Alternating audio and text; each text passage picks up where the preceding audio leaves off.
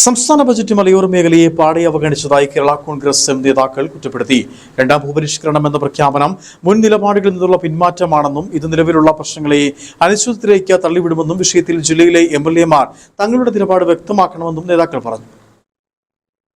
എന്ത് ഉദ്ദേശത്തോടു കൂടിയാണ് ഈ രണ്ടാം ഭൂപരിഷ്കരണം എന്നുള്ള വാക്ക് ഉപയോഗിച്ചിരിക്കുന്നത്?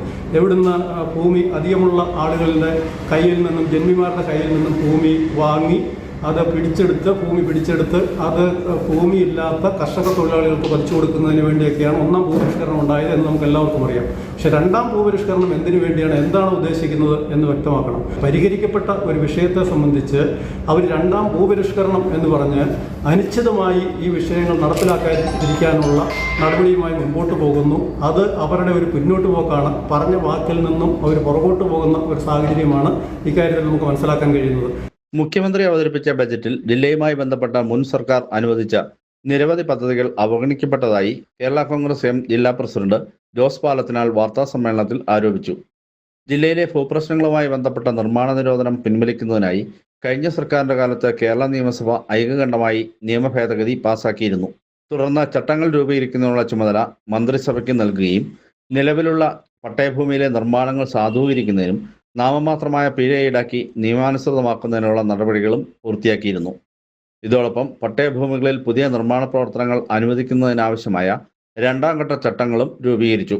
റവന്യൂ വകുപ്പ് മുഖേന നടപടിക്രമങ്ങൾ പൂർത്തിയായ ഘട്ടത്തിലാണ് നിയമനിർമ്മാണത്തെയും ചട്ടരൂപീകരണത്തെയും അവഗണിച്ച് ഈ സർക്കാർ രണ്ടാം ഭൂപരിഷ്കരണ നിയമം കൊണ്ടുവന്നതെന്ന് ജോസ് പാലത്തിനാൽ ആരോപിച്ചു. 1964 ഭൂനിയമത്തിൽ 2023 സെപ്റ്റംബർ 23 വരുത്തിയ ഭേദഗതികളാണ് നിലവിൽ പ്രാബല്യത്തിലുള്ളത്.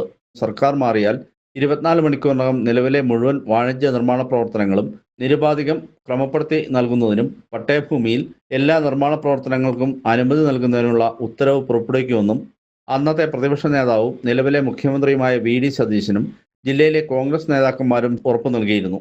പുതിയ പട്ടയങ്ങൾ അനുവദിക്കുന്നതിനും നിർമ്മാണ പ്രവർത്തനങ്ങൾ നടത്തുന്നതിനുമുള്ള അപേക്ഷകൾ സ്വീകരിക്കുന്നതിനാവശ്യമായ നടപടികൾ LDF സർക്കാർ പൂർത്തീകരിച്ചിരുന്നു. എന്നാൽ പുതിയ ബജറ്റിലെ പ്രഖ്യാപനം ആശയക്കുഴപ്പത്തിനും പുതിയ വ്യാഖ്യാനങ്ങൾക്കും ഇടയാക്കിയിരിക്കുകയാണ്. രണ്ടാം ഭൂപരിഷ്കരണ നിയമം എന്തിനു വേണ്ടിയെന്ന് പറയാതെ പ്രഖ്യാപിച്ചത് നിലവിലുള്ള പ്രശ്നങ്ങളെ അനിശ്ചിതത്വത്തിലേക്ക് തള്ളിവിടുമെന്നും ഇതിൽ ജില്ലയിലെ MLAമാർ തങ്ങളുടെ നിലപാട് വ്യക്തമാക്കണമെന്നും ജോസ് പാലത്തിനാൽ ആവശ്യപ്പെട്ടു. വാർത്താസമ്മേളനത്തിൽ പാർട്ടി ജില്ലാ വൈസ് പ്രസിഡന്റ് കുര്യാക്കോസ് ചിന്താമണിയിൽ, ജോസഫ് തോണക്കര, ജിൻസൺ പൗവത്ത്, സിജോ നടക്കൽ എന്നിവരും പങ്കെടുത്തു. News bureau, Nedumkandam.